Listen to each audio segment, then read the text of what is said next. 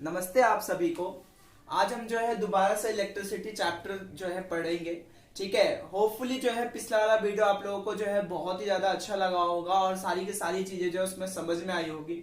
आज हम लोग जो है इलेक्ट्रिक करंट तक बात कर चुके थे। आज हम लोग बात करेंगे पोटेंशियल डिफरेंस की, सिंबल ऑफ कंपोनेंट्स की। उसके बाद हम लोग बात करेंगे जो सबसे इंपॉर्टेंट माना जाता है इस चैप्टर में, ओम्स लॉ की। ठीक है, उसके बाद रेजिस्टेंस और रेजिस्टिविटी एंड रियोस्टेट के बारे में बात करेंगे। उसके बाद बात करेंगे कॉम्बिनेशंस के बारे में। जो वायर्स के जो कॉम्बिनेशंस होते हैं वो दो तरीकों से होते हैं, एक पहला सीरीज में और दूसरा पैरेलल में। ठीक है, उसके बाद हम लोग बात करेंगे heating effect of electric current के बारे में।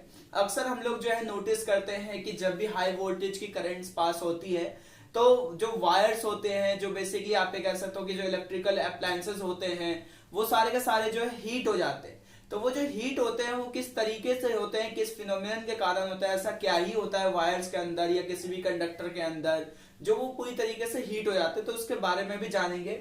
और सबसे लास्ट में हम लोग जो है इसके ऊपर बहुत सारे जो है सीबीएसई 2024 के हिसाब से जितने भी इंपॉर्टेंट न्यूमेरिकल्स होते हैं उन सभी को भी जो है करेंगे। इसके लिए जो एक सेपरेट वीडियो लेके आना पड़ेगा क्योंकि क्वेश्चंस बहुत सारे हैं और हर तरह के क्वेश्चंस को जो है प्रैक्टिस जो है करना पड़ेगा। तो हम जो है आज के इस वीडियो को स्टार्ट करते हैं पोटेंशियल डिफरेंस से। ठीक है, अपनी जो है कॉपी पेन साथ में लेके बैठे ताकि एक प्रॉपर जो है नोट्स बन जाए। ठीक है, चलिए इसको नोट कर लो फिर आगे बढ़ते हैं। अब हम लोग जो है आगे बात करते हैं और हम लोग बात करते हैं पोटेंशियल डिफरेंस के बारे में।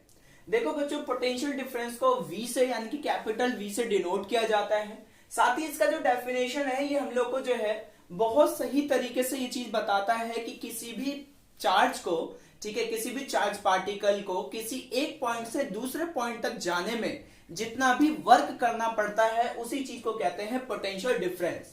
कहने का मतलब यह है कि work done to move a unit of charge from one point to another point. थोड़ी देर के लिए जो है एक एग्जांपल के साथ इसको समझते हैं। मान लो कि एक जो है आप कह सकते हो कि एक बड़ा चार्ज है, वो भी प्लस का। आप खुद सोचो, देखो बच्चों, पोटेंशियल का मतलब क्या होता है? पोटेंशियल का मतलब होता है क्षमता, यानी कि उसकी एक दायरा होती है। लाइक मान लो कि मेरा हाथ जो है आप कह सकते हो कि इतना बड़ा है। अगर इस हाथ के इक्वल में कोई आता है तभी मैं उसको धक्का दे पाऊंगा या खींच पाऊंगा। लेकिन अगर कोई व्यक्ति मुझसे ज्यादा दूर है, ठीक है, तो क्या मैं उसको जो है खींच पाऊंगा या नहीं खींच पाऊंगा या उसे धक्का दे पाऊंगा? क्यों? क्योंकि मेरा हाथ तो आप कह सकते हो कि इतने ही ज्यादा बड़े हैं। तो कहने का मतलब ये है कि एक पोटेंशियल, हर एक चीज का एक अपना खुद का पोटेंशियल होता है, उसकी एक कैपेसिटी होती है, उसका एक दायरा होता है कि वो उतने दूर तक ही किसी भी काम को करने में सक्षम है। या तो उसे धक्का देने में सक्षम है, या तो उसे पुश करने में आप कह सकते हो कि एबल है, या फिर उसे जो है अपनी तरफ जो है, ठीक है, पुल करने में, या तो पुश करने में या फिर पुल करने में। इसी चीज को जो है एक एग्जांपल से हम लोग समझते हैं। जैसा कि देखो, मैंने जो है यहाँ पे एक पॉजिटिव आप कह सकते हो कि चार्ज ले लिया है। हम सबको पता है कि इसका कोई ना कोई फील्ड होगा। ठीक है, इस पॉजिटिव चार्ज की देखो फील्ड तो हर एक चीज की होती है। अर्थ की अपनी खुद की एक मैग्नेटिक फील्ड है, ठीक है। वैसे ही आप कह सकते हो कि अर्थ की अपनी खुद की एक ग्रेविटेशनल फील्ड है, जैसे कि हर प्लैनेट की, हर स्टार्स की होती है। अगर उस फील्ड के अंदर, उस फील्ड लाइन के अंदर कोई भी ऑब्जेक्ट आता है तब तो वो आप कह सकते हो कि उसको खींच लेता है। या अगर कोई भी आप कह सकते हो कि सेम पार्टिकल या फिर सेम चार्जेस हो तो वो उसको रिपेल कर देता है। तो हम लोग बस इसी चीज को जो है थोड़ा बहुत समझते हैं। अब देखो, मान लो कि एक पॉजिटिव स्फीयर है और इसकी अपनी खुद की एक फील्ड है। ठीक है, ये फील्ड लाइंस है। ठीक, ये क्या है? Field lines.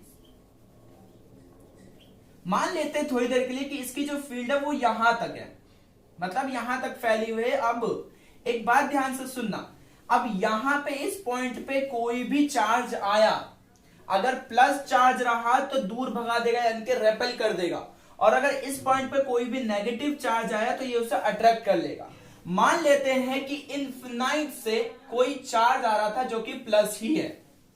ठीक है, इन्फिनाइट पोजीशन से, ठीक है, अनंत पोजीशन से एक चार्ज आ रहा था जो कि प्लस का ही है। और हम सबको पता है कि v इन्फिनाइट जो है वो 0 के बराबर होता है। ये बात ध्यान रखना, आपसे जो है कभी भी कॉम्पिटिटिव एग्जाम में पूछेगा कि इन्फिनाइट पे, ठीक है, पोटेंशियल डिफरेंस यानी कि v कितना होता है, तो आप जो है वहां पे जो है 0 जो है लगा करके आ सकते हो। ठीक है, ये ज्यादातर जो है कॉम्पिटिटिव एग्जाम में पूछता है।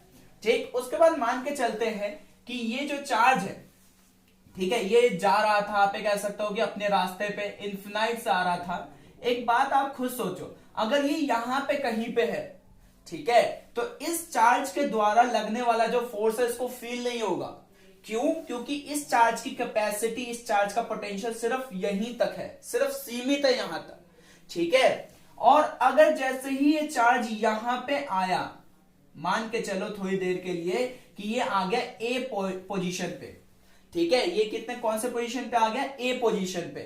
तो अब यहां से जो है कहानी को समझना ध्यान से, ये इन्फिनाइट से आ रहा था, बीच में कहीं पे भी आप कैसे कुछ भी हुआ हमें उससे कोई मतलब नहीं है, क्योंकि इन्फिनाइट से, और इसकी जो फील्ड लाइन थी वो यहीं तक है, सीमित है। मेरा हाथ जैसे यहां तक सीमित है, मैं अगर यहां कोई आए तो पकड़ सकता हूं और उसको पुश कर सकता हूं, वैसे ही आप कह सकता हूं कि इस बड़े चार्ज की जो फील्ड लाइन है वो सीमित है यहां तक, ठीक है। अब मान के चलो कि यहां पे जो है कोई ये चार्ज आ गया। अब एक बात ध्यान से सोचो, ये दोनों ही चार्ज पॉजिटिव है, एक बड़ा है और एक छोटा है। तो अब ये क्या करेगा? ये इसको जो है यहीं से रेपेल कर देगा। समझो, ध्यान से समझो। लाइक आप ये कह सकते हो कि मान लो कि कोई और बंदा मेरी तरफ आ रहा है, ठीक है, बहुत दूर से आ रहा है मेरी तरफ, और मैंने क्या किया, जैसे ही वो मेरा हाथ के इतने से रेडियस में आया, मैंने उसको क्या कर दिया? पुश कर दिया, यानी कि धक्का दे दिया। अब यहां से एक बात समझ में आती है, ये जो पॉजिटिव चार्ज है ये आने की कोशिश कर रहा था, ठीक है, लेकिन भाई हम सबको पता है कि लाइक चार्ज है दोनों के दोनों, है ना, तो रेपेल करेंगे एक दूसरे को। अब ये जब ए पोजीशन पे आया तो ये ए से जो है जितना भी तेजी से रेपेल किया, यानी कि जितनी एनर्जी लगा के इसने रेपेल किया, अब ये जो है सीधा पहुंच गया, आप ये कह सकते हो कि बी पॉइंट पे, ठीक है, यानी कि ये चार्ज कहां पहुंच गया? बी पॉइंट पे। अब देखो बच्चों, जो इसमें ए पॉइंट टू बी पॉइंट जाने में या इन्फिनाइट टू ए जाने में जितना भी आप ये कह सकते हो कि मेहनत लगी, जितना भी काम हुआ, उसी चीज को कहते हैं पोटेंशियल डिफरेंस, ठीक है। कहने का मतलब ये है मेरा कि पोटेंशियल डिफरेंस को आप डिफाइन ही इस तरीके से कर सकते हो कि एक यूनिट चार्ज को, ध्यान से समझो, मेरी तरफ देखो, एक यूनिट चार्ज को, ठीक है, एक पॉइंट से दूसरे पॉइंट तक ले जाने में, यानी कि एक आप कह सकते हो कि पोजीशन से दूसरे पोजीशन तक ले जाने में जितना भी वर्क किया गया, जितना भी इन्फिनाइट वर्क किया गया हो, या 10 किलो जूल वर्क किया गया हो, या जितना भी वर्क किया गया हो, ठीक है, उस चीज को कहते हैं पोटेंशियल डिफरेंस। ये समझना बहुत ज्यादा जरूरी है आप लोगों के लिए, क्योंकि पोटेंशियल डिफरेंस से क्वेश्चन, बहुत अच्छे अच्छे क्वेश्चन जो है बन के आते हैं। आपसे डायरेक्ट भी पूछ सकता है और इनडायरेक्ट भी पूछ सकता है कि एक चार्ज इतना पे रखा हुआ था, उसको ए टू बी जाने के लिए जो इतना किया गया, आप जो है बस इतना बता दो कि भैया पोटेंशियल डिफरेंस कितना आया इसका। तो potential difference, voltage, electric potential, बच्चों ये सब एक ही फिनोमिनन है, बस आपको एग्जाम में थोड़ा बहुत घुमाया जाता है, ठीक है। अब देखो भाई, सीबीएसई का पेपर दे रहे हो और सीबीएसई वाले ना घुमाए, ऐसा तो बिल्कुल हो नहीं सकता। तो कहने का मतलब ये है कि होपफुली आपको ये जो एग्जांपल समझ में आया होगा, किसी भी पॉइंट से एक दूसरे पॉइंट से ले जाने में एक चार्ज पार्टिकल को जितना भी वर्क करना पड़ा, ये उसकी पोटेंशियल डिफरेंस मानी जाती है, ठीक है। इसे नोट कर लो, ठीक है। फिर हम लोग जो है आगे बढ़ते हैं, चलो आगे बढ़ते हैं, और अब हम लोग जो है बात करते हैं इसके एसआई यूनिट्स की।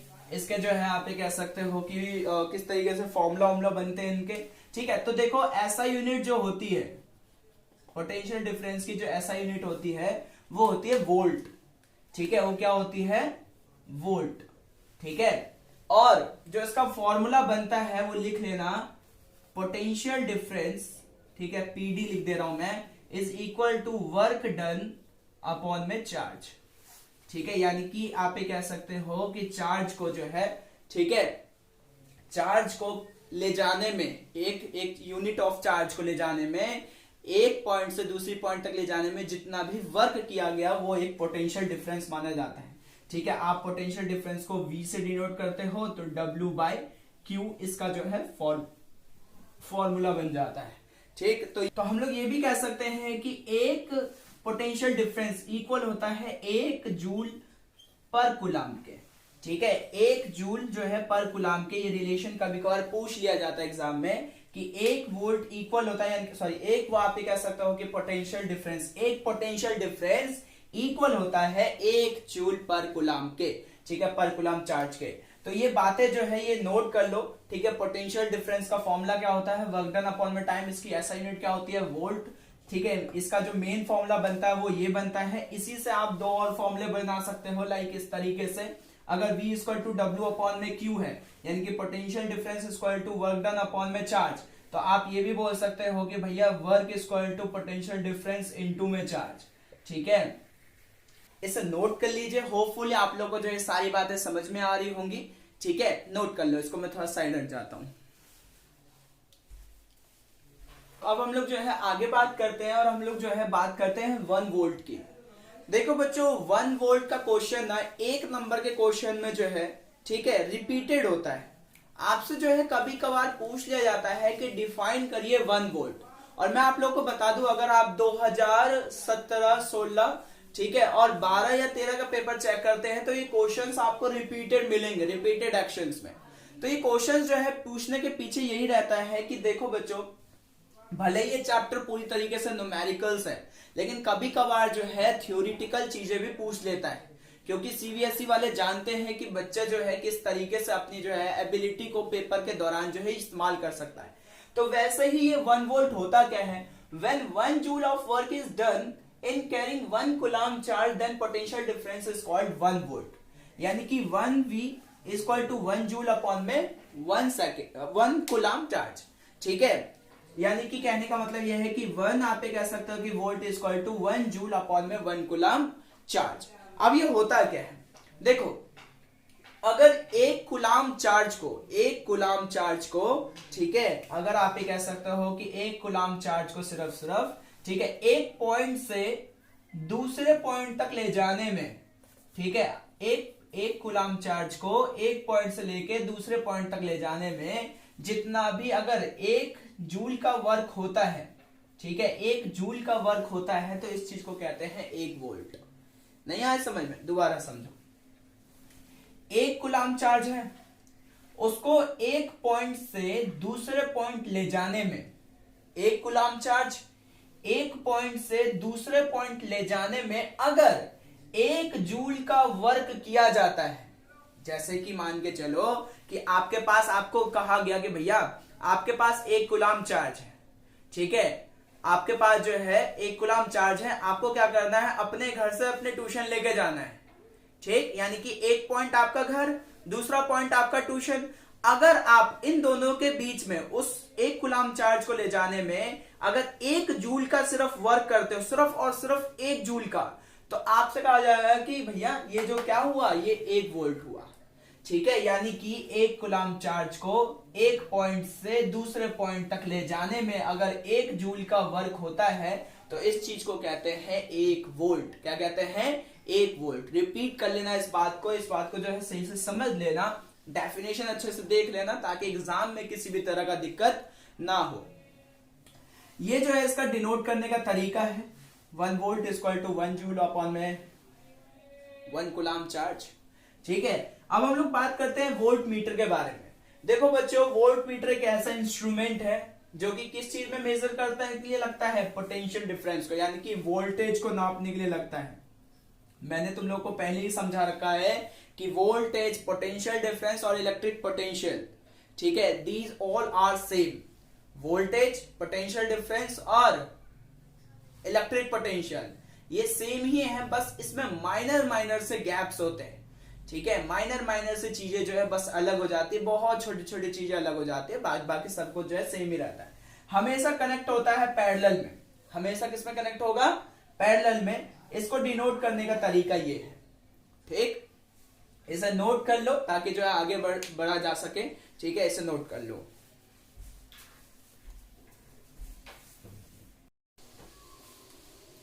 चलिए बच्चों, जो है एक पोटेंशियल डिफरेंस पे एक अच्छा सा जो है क्वेश्चन कर लेते हैं। ऐसे क्वेश्चंस बेसिकली जो है 2 मार्क्स से बिलोंग करते हैं, और ऐसे क्वेश्चन जो है आराम से आप लोग जो कर भी सकते हो।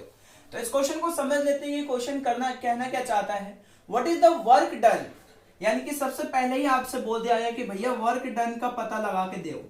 ठीक है, तो what is the work done required a move a charge of 2 coulomb, यानी कि चार्ज कितना है आपके पास? 2 coulomb, through a potential difference of 12 volt, यानी कि V कितना है आपके पास?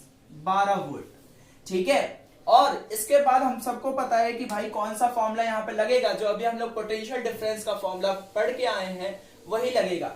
मैं आप लोगों को पहले इस क्वेश्चन का मतलब समझा देता हूं, फिर आप इस वीडियो को रोक के जो है खुद ही सॉल्व करने की इसको कोशिश करना, ताकि जो है आपको एक प्रॉपर तरीके से क्वेश्चन जो है समझ में आ जाए। देखो, what is the work done, आपसे क्या पूछ रहा है कि एक 2 कूलाम चार्ज को, ठीक है, एक 2 कूलाम चार्ज को ले जाने में कितना वर्क डन लगेगा अगर उस पे जो है पोटेंशियल डिफरेंस 12 वोल्ट का लग रहा है। तो 12 वोल्ट पोटेंशियल के साथ आप ये भी सब कह सकते हो कि 12 वोल्ट पोटेंशियल के साथ 2 कूलाम चार्ज को जो है एक पॉइंट से दूसरे पॉइंट तक ले जाने में कितना वर्क डन करना पड़ेगा। तो हम सबको पता है कि V equal to W upon में Q, ठीक है, वेयर V आप ये कह सकते हो कि कितना है 12, इक्वल टू वर्क डन आपको निकालना है, चार्ज कितना है आपके पास 2, और हम सबको पता है कि भैया ये इसके डिवाइड में है, इक्वल टू के इधर आएगा तो क्या हो जाएगा, ठीक है, यानी कि W इक्वल टू 12 इंटू में 2, ठीक है, यानी कि वर्क डन कितना आ गया आपके पास 24 जूल, ठीक है। तो 24 जूल जो है 24 जूल का वर्क करना पड़ेगा हम लोगों को 2 कूलाम चार्ज को, ठीक है, एक 12 वोल्ट के सोर्स से ले जाने के लिए, यानी कि 2 कूलाम चार्ज को जो है हम लोग को कितना वर्क डन करना पड़ेगा, 24 जूल का वर्क डन करना पड़ेगा। होपफुली जो है आप लोगों को ये समझ में आया होगा, ठीक है। वापस से अगर नहीं समझ में आया तो वापस से पीछे जाओ, इसको जो है रिपीटेड में देख लो एक बार, आराम से समझ में आ जाएगा। ऐसे क्वेश्चंस 2 मार्क्स के आते हैं, ठीक है, इसे नोट कर लो, फिर आगे बढ़ते हैं। हम लोग जो है आगे बात करते हैं, और हम लोग बात करते हैं सिंबल ऑफ कंपोनेंट्स की, ठीक है। हम लोग बात कर लेते हैं कि ये जो सेल, बैटरी है ना, स्विच, इन सबको जो है किस तरीके से जो है एप्लीकेबल तरीके से किस तरीके से डिनोट किया जाता है। जैसे कि अगर मैं एक सेल की बात करूं तो इस सेल को जो है कुछ इस तरीके से बनाया जाता है, ठीक है, आप जो है कि पेपर पे ऐसे ही बनाओगे, ठीक है। बैटरी यानी कि देखो सेल, बहुत सारे सेल को अगर आप जोड़ देते हो, ठीक है, a group of cell is known as battery, यानी कि बहुत सारे सेल को अगर आप जोड़ते हो तो बैटरी बनता है। ये की ओपन जब ऑफ होता है, की यानी कि स्विच जो होता है वो अगर ऑफ हो तो कुछ इस तरीके से दिखता है, अगर स्विच ऑन हो, ठीक है, की क्लोज, अगर कुछ इस तरीके से दिखता है। अगर जो है वायर ज्वाइंट हो रहा है, लाइक एक करंट इधर से, एक इधर से, और एक आप ये कह सकते हो कि इधर से, तब जो टोटल आप ये कह सकते हो कि आई होता है वो इन सबका प्लस हो जाता है, ठीक है। वायर क्रॉसिंग विदाउट ज्वाइनिंग, उसका सिंबल ये होता है, ठीक है। इलेक्ट्रिक बल्ब का ये होता है। रेजिस्टेंस के बारे में अभी हम लोग जो है पढ़ने वाले हैं ओम्स लॉ के बाद, तो उसका रेजिस्टेंस ये होता है। अमीटर में आपको बता ही चुका हूं करंट में कि अमीटर जो है बेसिकली आप ये कह सकते हो कि सीरीज में लगता है और उसका सिंबल ये होता है। वोल्ट मीटर की अगर बात की जाए तो अभी थोड़ी देर पहले वोल्ट मीटर के बारे में बात की जाए, ठीक है, करके आए हैं कि भाई ये क्या किस में लगता है, ये बेसिकली आप ये कह सकते हो कि पैरेलल में लगता है, उसका सिंबल ये होता है। एक चीज और यहां से निकल के आता है जिसे कहते हैं रियोस्टेट, ठीक है। अब ये रियोस्टेट है क्या, देखो बच्चों, ये एक तरह का इंस्ट्रूमेंट है जो करंट को जो है इंक्रीज भी करता है, यानी कि करंट के फ्लो को इंक्रीज भी कर सकता है और डिक्रीज भी कर सकता है।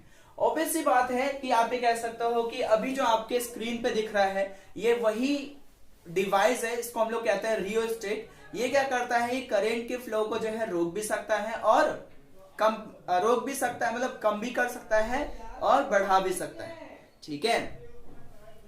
तो इसका जो सिंबल होता है कुछ इस तरीके का होता है, ठीक है, या तो ये या फिर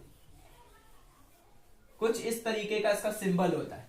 तो अगर आपसे एग्जाम में जो है इनके सिंबल्स पूछता है 1 नंबर में से, तो आप जो है कुछ इस तरीके से जो है इन सिंबल्स को बना लो अपनी नोट्स की कॉपी में, ताकि जो है आपको याद रखे, आप इसे देखते रहना बार बार ताकि भूलो ना, ठीक है। तो इसे नोट कर लो, फिर आगे बढ़ते हैं हम लोग। अब हम लोग जो है आगे बात करते हैं और हम लोग बात करते हैं इस चैप्टर के जो है सबसे इंपॉर्टेंट टॉपिक ओम्स लॉ के बारे में, ठीक है। अगर मैं ओम्स लॉ के बारे में आप लोगों को बताऊं तो इसका स्टेटमेंट ये कहता है कि it state that current flow in a conductor is directly proportional to the potential difference applied across the end of the conductor at constant temperature. सबसे पहले तो ये जान लो कि यहाँ पे कांस्टेंट टेम्परेचर की बात क्यों की गई है। देखो बच्चों, ये जो फिनोमिनन होना है, यानी कि जो प्रोसेस हो रहा है, ठीक है, ये जो है कांस्टेंट टेम्परेचर पे ही हो सकता है। अगर टेम्परेचर कम हुआ तो भी आप ये कह सकते हो कि पोटेंशियल डिफरेंस में जो है फर्क आएगा, और अगर टेम्परेचर ज्यादा हुआ तो भी पोटेंशियल डिफरेंस में जो है फर्क आएगा। हम सबको पता है कि पोटेंशियल डिफरेंस इक्वल होता है किसके, वोल्टेज के, ठीक है। पोटेंशियल डिफरेंस किसके इक्वल होता है, वोल्टेज के। तो भाई P यानी कि मैं जो है पोटेंशियल डिफरेंस को यहाँ पे PV से डिनोट कर देता हूं और वोल्टेज को यहाँ पे जो है V से डिनोट कर देता हूं। तो जो पोटेंशियल डिफरेंस होता है यानी कि जो PD होता है, माफ करना, जो PD होता है वो क्या होता है, इक्वल होता है वोल्टेज के। तो हम सबको पता है कि अगर वोल्ट बढ़ाएंगे, ठीक है, इस आप ये कह सकते हो कि इसके जो है थ्रू मैं कह रहा हूं कि ये स्टेटमेंट क्या कहना चाह रहा है उसको समझते हैं पहले अच्छे से, कि करंट जो फ्लो हो रहा है किसी भी कंडक्टर में वो किसके डायरेक्टली प्रोपोर्शनल है, पोटेंशियल डिफरेंस के। और पोटेंशियल डिफरेंस को यहां पे मैंने क्या बोल दिया है, वोल्टेज। ये हो गया आपका वोल्टेज, ठीक है, और ये हो गया पोटेंशियल डिफरेंस। तो पोटेंशियल डिफरेंस को मैंने इक्वल में ले रखा है अभी वोल्टेज के। तो देखो बच्चों, जैसे जैसे वोल्टेज बढ़ाओगे V किसके डायरेक्टली प्रोपोर्शनल है, I के, या आप ये भी कह सकते हो, ठीक है, V किसके डायरेक्टली प्रोपोर्शनल है, I के, या I किसके डायरेक्टली प्रोपोर्शनल है, V के। अब मेरी एक बात ध्यान से सुनना, ये जो साइन है ये डायरेक्टली प्रोपोर्शनल का साइन है। डायरेक्टली प्रोपोर्शनल का मतलब होता है बच्चों कि अगर कोई एक क्वांटिटी बढ़ रही है ना तो उसके साथ दूसरी भी बढ़ेगी, और अगर कोई एक क्वांटिटी घट रही है तो उसके साथ दूसरी भी घटेगी। मान लो कि आप ये कह सकते हो कि आप किसी के डायरेक्टली प्रोपोर्शनल हो, अगर आप ये कह सकते हो कि वो चीज बढ़ रही है यानी कि अगर इंक्रीज हो रही है, ठीक है, तो साथ में जो है दूसरी भी चीज इंक्रीज होगी, और अगर कोई भी चीज घट रही है तो वो साथ में जो है वो भी चीज घटेगी। तो इस चीज को, इस साइन को कहा जाता है डायरेक्टली प्रोपोर्शनल। अब मान के चलो कि अगर V बढ़ रहा है यानी कि वोल्टेज अगर बढ़ रहा है तो ऑब्वियस सी बात है कि करंट भी बढ़ेगा, और अगर वोल्टेज घट रहा है तो करंट भी घटेगा, यानी कि V is directly proportional to I या I is directly proportional to V। अगर वोल्टेज बढ़ा तो करंट भी बढ़ेगा, और अगर वोल्टेज घटा तो करंट भी घटेगा। इस तरीके से जो है आप डायरेक्टली प्रोपोर्शनल को समझ सकते हो। इसे नोट कर लो, फिर जो हम लोग आगे बढ़ते हैं और मैथमेटिक्स के तरीके से देखते हैं कि ओम्स लॉ किस तरीके से डिफर करता है। इसे नोट कर लो सबसे पहले, आगे बढ़ते हैं। और अब देखो ध्यान से सुनो, अभी जो हम लोग बात करके आए हैं उसको जो एक और बार रिपीट करते हैं। हम सबको पता है कि V is directly proportional to I, ठीक है। तो भाई अगर वोल्टेज बढ़ाओगे, पोटेंशियल डिफरेंस और वोल्टेज तो इक्वल होता है, पोटेंशियल डिफरेंस को ही तो वोल्टेज बोला जाता है, तो भाई पोटेंशियल डिफरेंस की तो बात ही कर रहा है यहाँ पे। तो अगर V को जो है आप कह सकते हो कि बढ़ाओगे यानी कि वोल्टेज बढ़ाओगे तो करंट अपने आप बढ़ेगा, और अगर वोल्टेज को घटाओगे तो करंट भी अपने आप घटे। बेसिकली आप ये कह सकते हो कि अगर आपने वोल्टेज इंक्रीज किया तो करंट भी बढ़ेगा, और अगर वोल्टेज डिक्रीज किया तो करंट भी घटेगा, ठीक है। तो यहां से बच्चों जो है बाय मैथमेटिक्स के तरीके से जो एक इक्वेशन बनता है, लाइक देखो हम लोग को ना इस साइन को हटाना है, और अगर इस साइन को हटाना है तो यहाँ पे जो है, ठीक है, एक कांस्टेंट आ जाता है जिसे कहते हैं, ठीक है, जिसे कहते हैं रेजिस्टेंस, ठीक। देखो यहां से क्या होता है कि आप ये कह सकते हो कि अगर आपको इस डायरेक्टली प्रोपोर्शनल के साइन को हटाना है तो एक जो है कांस्टेंट आता है जिसे कहते हैं रेजिस्टेंस। तो ये रेजिस्टेंस होता क्या है, ये एक तरह का कांस्टेंट माना जाता है यहाँ पे, ठीक है। अब देखो, चाहे आप मटेरियल कोई भी ले लो, ठीक है, चाहे आप जो है कंडक्टर कोई भी ले लो या इंसुलेटर ले लो या एलॉय ले लो, उन सबकी अपनी कुछ ना कुछ जो है रेजिस्टेंस होते हैं, उन सबके अंदर कुछ ना कुछ रेजिस्टेंस होते हैं। रेजिस्टेंस पे अभी जो है थोड़ी देर बाद बात करेंगे, ठीक है। तो भाई ये क्या होता है, इसको where R is known as resistance, क्या कहते हैं इसको, रेजिस्टेंस, और ये हमेशा जो है कांस्टेंट होती है। दूसरी चीज ये कि ये मटेरियल टू मटेरियल वेरिएबल होती है, यानी कि कहने का मतलब ये है कि अगर आप कोई और मटेरियल, कॉपर ले रहे हो तो उसकी रेजिस्टेंस कुछ और होगी, है ना, एल्यूमिनियम ले रहे हो तो उसकी रेजिस्टेंस कुछ और होगी। तो बच्चों ये जो है ना, ये फाइनल फॉर्मूला आता है आप लोगों का, पहला तो ये फॉर्मूला बनेगा, फिर इसी से जो है एक और फॉर्मूला बनता है लाइक R निकालने का, तो R equal to V upon में I, ठीक है। और यहां से एक और फॉर्मूला भी बन जाता है कि I equal to V upon में R, ठीक है। तो ये तीन फॉर्मूले जो है ओम्स लॉ से बन के निकलते हैं। ओम्स लॉ है क्या, ध्यान से समझ लो, दूसरी बात समझ लो, यहां देखो, ठीक है। ओम्स लॉ क्या है कि मान लो कि कोई भी कंडक्टर है, ठीक है, उसका टेम्परेचर जो है कांस्टेंट है, कोई भी कंडक्टर उसका टेम्परेचर उसके अंदर क्या कांस्टेंट है। आप जितना वोल्टेज बढ़ाओगे करंट उतना ही बढ़ेगा, और आप जितना वोल्टेज घटाओगे करंट भी उतना ही घटेगा। यानी कि V is directly proportional to I, that is known as Ohm's law. ठीक है, एट गिवन टेम्परेचर। ठीक है, उसके बाद एक ग्राफ बनता है बाय ग्राफिकल मेथड। अगर आप देखना चाहते हो तो ये रहा पोटेंशियल डिफरेंस, ठीक है, यानी कि वोल्टेज, और ये रहा करंट। ठीक है, तो यहां से जो है एक सीधी ग्राफ बन जाती है, जिससे हम लोग को ये पता चलता है कि जो V है वो डायरेक्टली प्रोपोर्शनल है I के। जैसे जैसे वोल्टेज बढ़ रहा है वैसे वैसे करंट बढ़ रहा है, जैसे जैसे वोल्टेज घटेगा वैसे वैसे करंट भी घटेगा। ठीक है, तो होपफुली जो है टॉपिक आप लोगों को समझ में आया होगा, क्योंकि यहाँ से जो है ना क्वेश्चंस बहुत ज्यादा रेज होते हैं। ठीक है, तो आगे बात करते हैं, इसको जो है नोट कर लो जल्दी जल्दी से। ओम्स लॉ पे जो है एक अच्छा सा क्वेश्चन कर लेते हैं।